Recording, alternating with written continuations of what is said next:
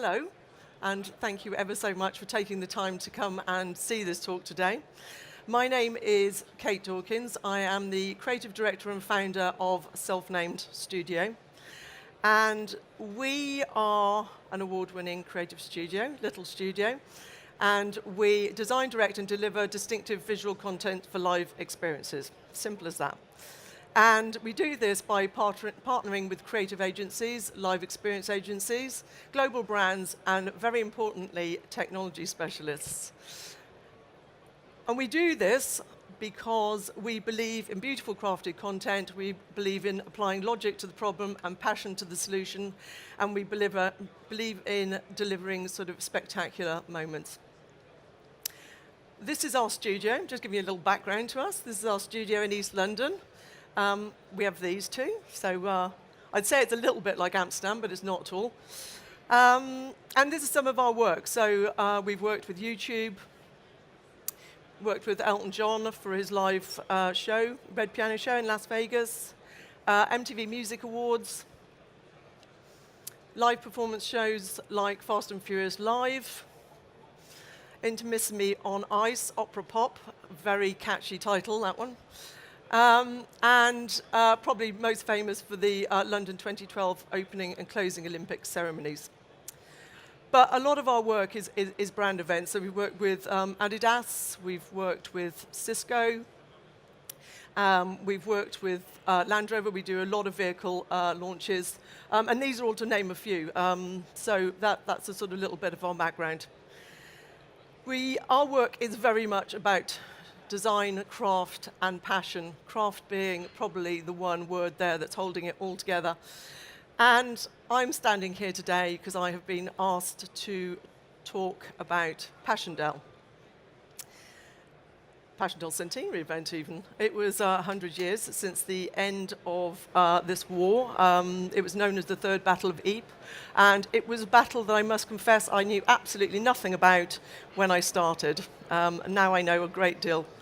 But first of all, I want to talk about the pitch and the project. And I couldn't start this without saying that this was not our pitch.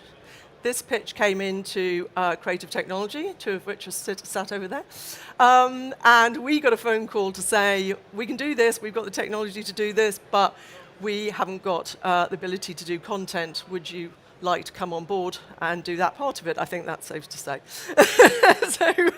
So that's what we did. And I thank you guys for making that phone call. This is our building, and just to go back to sort of what was going to happen, this was going to be an evening of multimedia spectacular, of projection, live performance, musical events.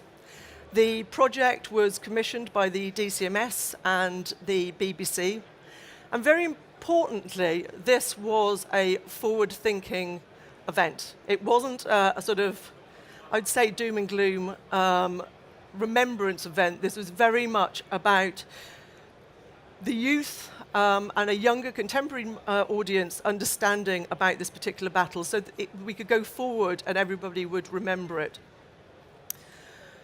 And one thing about this building, this is the cloth hall in the Market Square in Ypres. This is an old picture of the building, and this is a picture of it at the end of World War I. So you can see the absolute desolation, which made it so important that this was our building for the projection, not just any old building. However, that did add its huge problems, as you can see. We couldn't get straight onto it. The guys will contest to that. As you can see, the awkward area where all the audience would be, which is a car park, and that added all manner of issues. So, Jim, sort of architecturally, we were faced with a lot of problems. It's incredibly ornate, as a building of its time would be.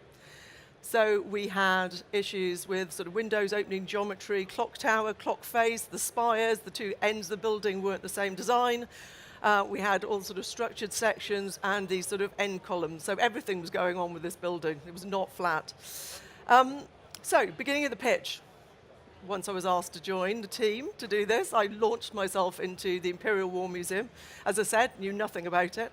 And an amazing place to go. The Imperial War Museum in London had an incredible amount of artifacts and information and everything you could want to understand this particular battle, including these beautiful photographs by war photographer Frank Hurley. I think this is the most famous one. Sorry, it's slightly out of focus, but it's you know, you can see the desolation of the sort of ground during this time. I mean, this battle is famous for the mud, the rain and the mud. The rains came early. The shelling had damaged the drainage systems, the whole place flooded, that then dried and became mud, and it was actually one of the causes of so much death to both horses and men, let alone the sort of battle that was ensuing. So I just want to go a bit into the creative approach, because no one ever gets to hear this side of it, they just get to look at nice pictures on the website. The important things that we went in with this pitch were 5 things. There was a constant connection between the live performance and the projection. This is a bloody great building with some small people on a stage, and the last thing that could happen was that we engulfed these people. So there was a delicacy that was needed.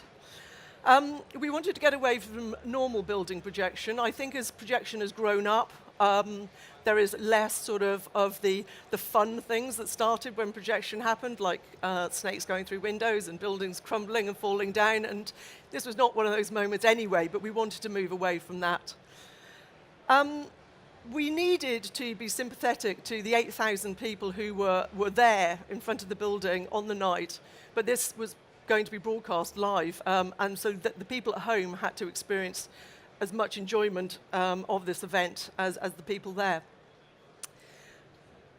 This was, although we were having theatrical moments, this was very much about portraying a historical factor. So although there was elements of theatre, we had to make sure that that was very much grounded in reality.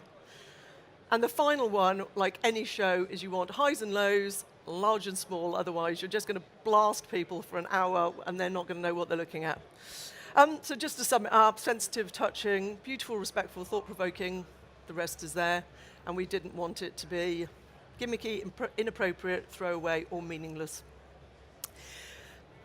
One of the things I put in the pitch document, which apparently I found out afterwards, which was one of the reasons we won this pitch, which is a bit strange.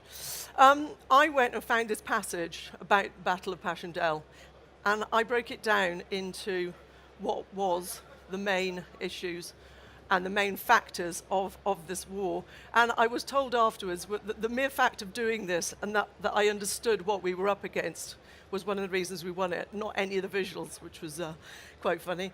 So just quickly, I'm going to go through things that are important to me when I'm designing for these kind of things. First thing is perspective and scale.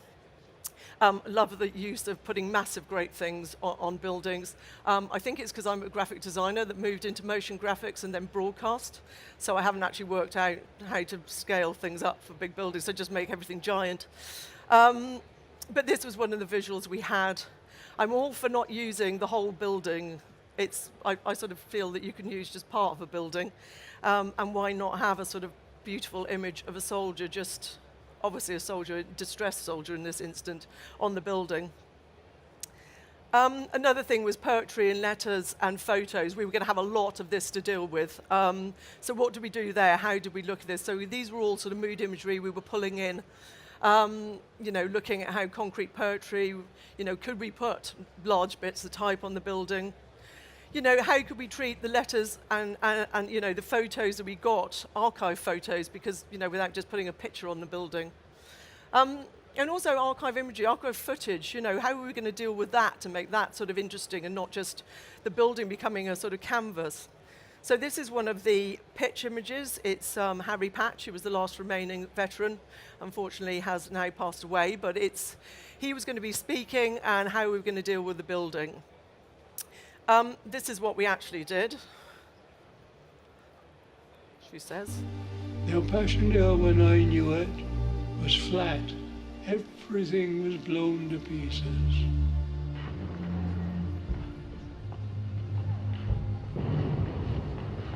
On that morning, the 31st of July, we were told we were going over the top. The terrain was very, very difficult.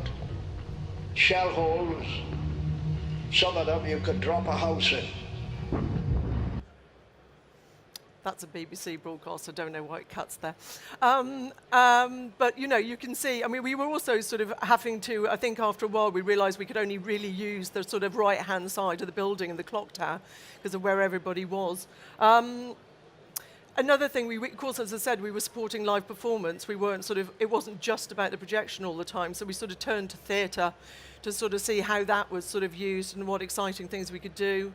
I tried this as a visual, didn't think it worked on the time. And one thing I love is abstracts and also the sort of simplicity of, again, it's back to that not using the whole building. Why do you have to cover it in everything when you can just cover it in something simple?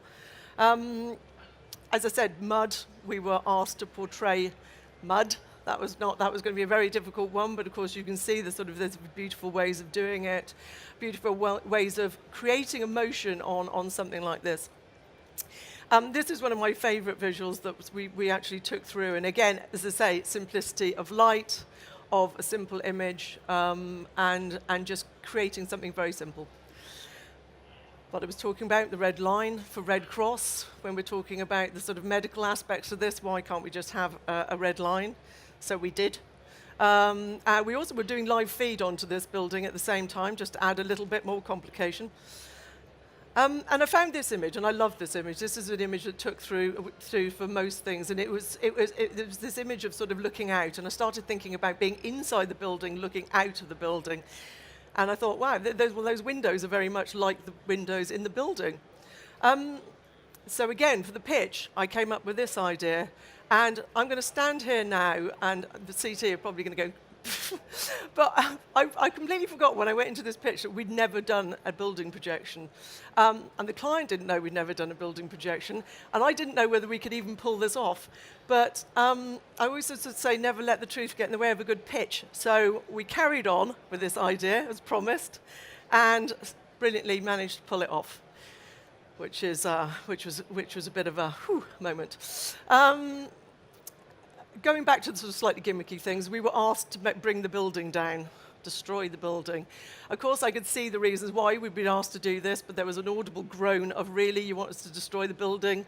So we were trying to find ways of doing this, you know, probably artfully, rather than sort of, just sort of slamming it down. And then weirdly, I found on Vimeo that someone had modelled, I don't know if you can see in the bottom right-hand corner, it says 1912 all the way up to 2012. Someone had modelled the destruction of the building all the way up to that, which was both bizarre and like supremely helpful in our quest to try and pull this off.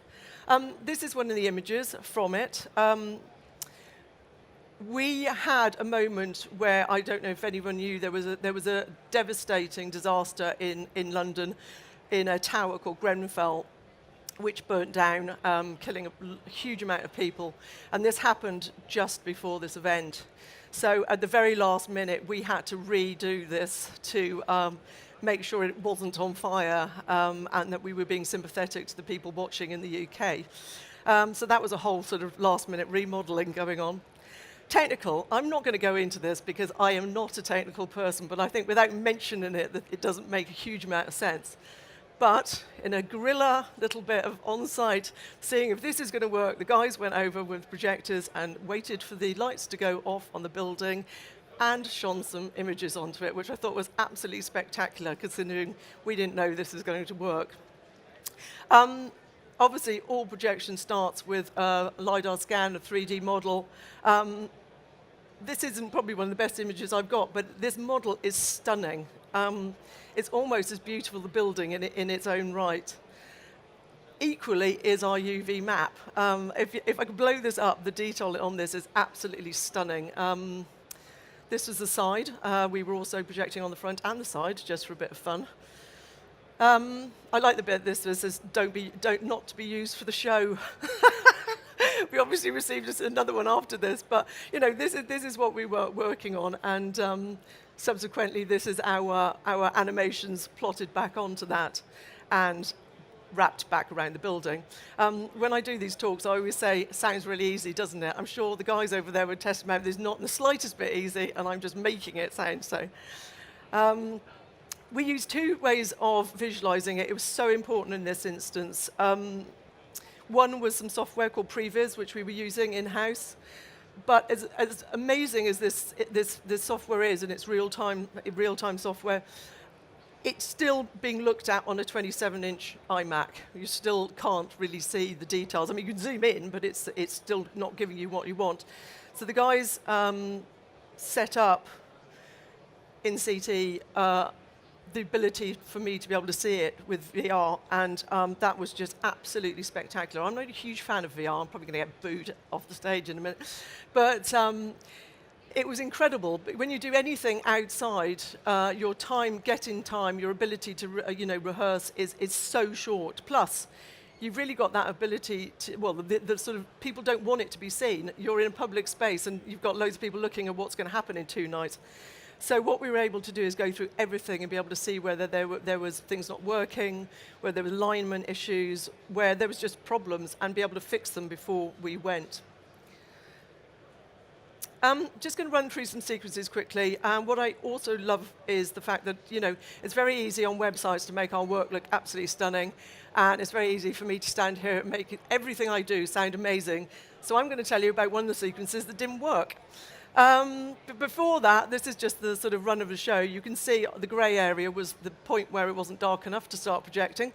You can also see the different colours are where we had projection moments which was just the building, and other moments, like the pink one there, where we were supporting live performance. You can see the sort of highs and lows of this.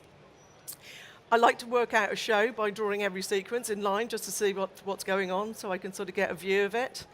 So that's the show on 2 pages. Just done.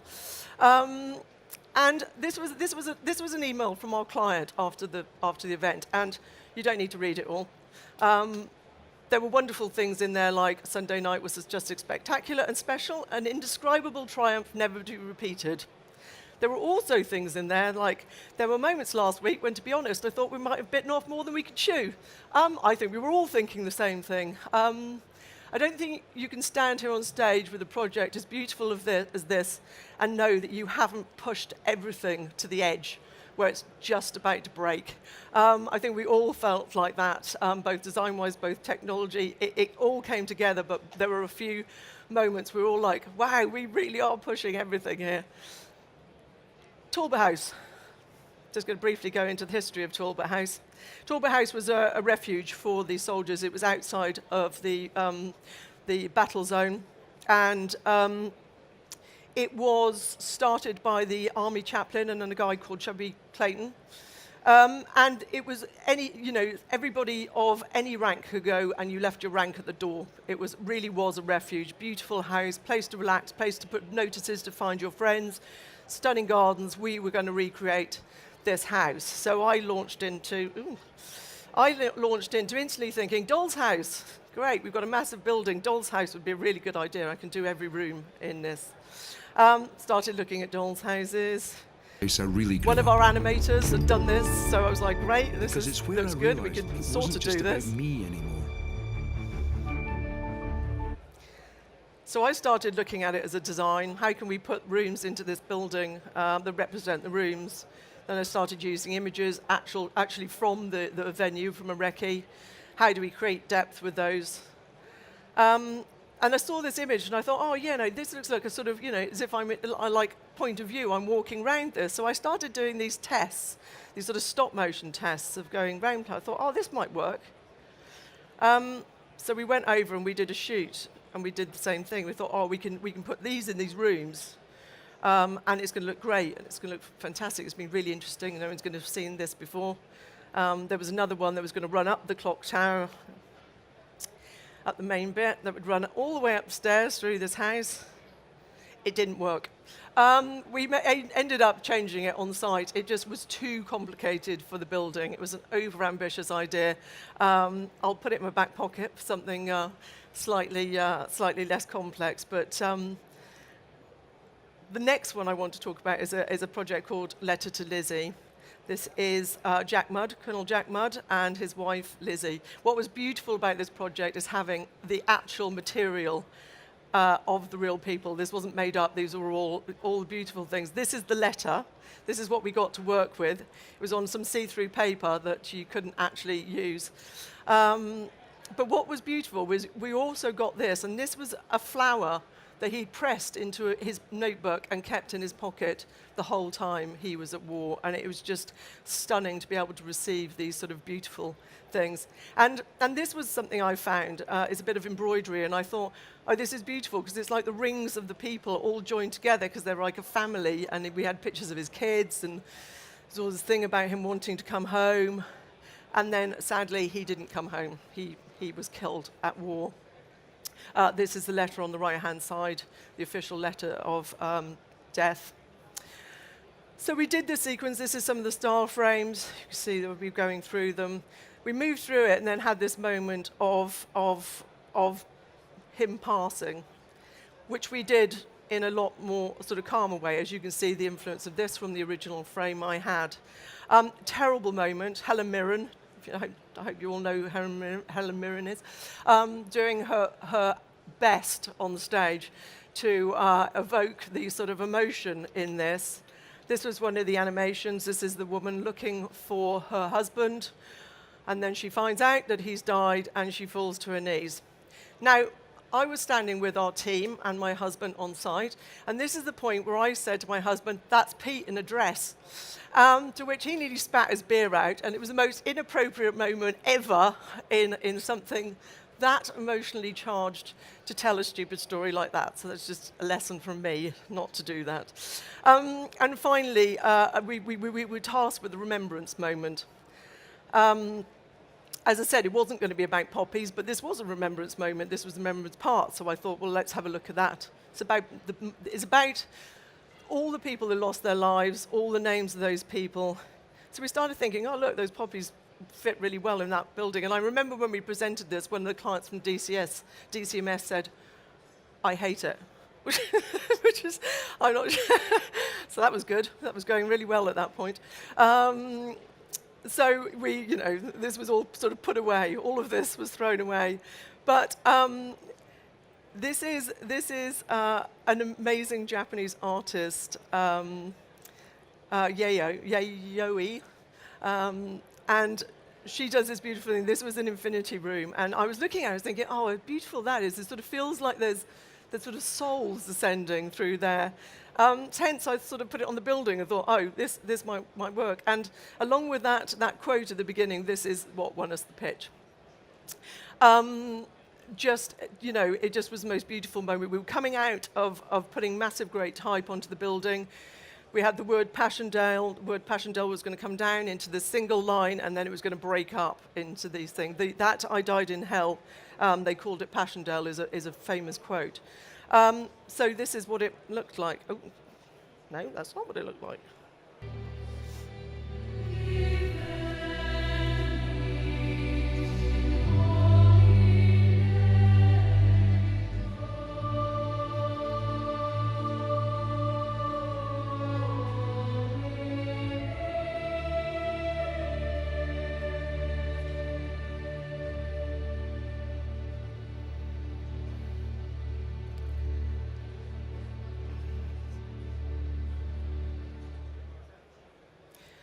So as you can see, an incredibly powerfully charged moment for the end, this end piece, but also what was accompanying that were the soldiers marching through that, who then went on to march through Menin Gate, as the soldiers did during battle. And this is an artist I'd seen recently, Anthony McCall, and I just thought, oh God, how beautiful, this sort of like, walking into the light. So we sort of designed these sort of frames of this final moment. The BBC were going live to the soldiers marching through Menin Gate, and we had to have something on the building. So we decided to sort of have this moment where this was it. It was going to go to black after this. We were having the soldiers going through. And so one of our animators dressed up in correct, may I add, very correct replica soldier uniform, and on the hottest day in summer in the UK, I know that doesn't sound like it can get very hot, but it did that day, was in a full wool suit doing a blue screen shoot in his living room for the purpose of us. We also found out that day that he can't march at all, and I had to keep showing pictures to our client, who was with, like, I think the head of the army on that day, and he kept saying, no, no. So we were like, right, we won't have marching. Marching's not going to happen. So, you know, this is the sort of coming together of this. Anyone who thinks these jobs are glamorous, I'm sure they know they don't. The porter cabin wasn't large enough for me to get in. Neither did anyone want me in the porter cabin. So I was outside in the rain, which was fine. This is amazing Tom Burford from CT. I know there's people here who are quite happy and normally see this amount of cabling. This still blows my mind years later that I don't know where they start with the first cable or where the last one goes in. So thank you for getting the stuff on the building. So just a little bit about all of that sort of side of it. There were 58 projectors, 7 towers, and 133,632,000 pixels on the building. And now I'm just going to literally show you a couple of minutes to show you a film which will cover everything I've forgotten to say. On the 30th of July 2017, thousands gathered in Ypres Market Square in Belgium to commemorate the centenary of Passchendaele, the Third Battle of Ypres. The story of this battle was told in a spectacular show of projection mapping, live theatre and musical performances, with the formidable cloth hall acting as a dramatic and poignant backdrop for the proceedings. The event aimed to communicate to a contemporary audience the historic significance of this particular battle. We were responsible for the design, animation and delivery of the projection content, and with our canvas standing at 125 metres by 70 metres, it wasn't an easy job. To add to that, our main viewing point was 3/4 onto the building, so as well as having to deal with this complex angle, we also had to overcome the ornate and uneven surface of the building. Pre-visualisation was vital to the project throughout, so we used specialist software and VR, which allowed us to quickly review our designs and animations on a model of the building. Design, composition and craft stands at the heart of our studio. We wanted to make sure that each story had its own voice and set the right sensitive tone to establish show flow and visual storytelling, but with a modern aesthetic. We had incredible access to archive footage of the veterans, as well as photographs of the soldiers and their families. Every piece of handwriting was taken directly from the soldiers' original letters, as authenticity for us was paramount to this project. Lighter moments came in the form of theatre and live performance, but one of the most powerful moments of the event was the soldiers in the windows, reflecting just how many soldiers had marched through Menin Gate, never to return. Alongside the 8,000 guests, it was broadcast and watched live by an audience of 1.5 million. Projects like this just don't come along very often. It was truly an honour and a huge sense of pride for our small studio to have been selected and to work on such a remarkable and poignant event. So yes, that's the project, and I think just to finish up, you know, after all of that, one of the reasons I'm standing here today, because I was invited by AV Magazine, because we were the winner of the Broadcast Media Project of the Year and nominated for the Live Event of the Year. But I was saying to the guys from CT before we came, we were nominated for quite a few other projects, and the project itself has taken all of those awards in 1 year. I didn't enter all of them. I'm not some mad award chaser. We are just, flabbergasted by the outcome of it. It's a stunning project. It deserved everything it got. And I can't say how proud I am to have worked with CT on such an amazing project. But just to sort of, finish off, we were then invited to do the centenary of the Festival of Remembrance, again with CT. And amazing four-sided projection gauze in the Royal Albert Hall.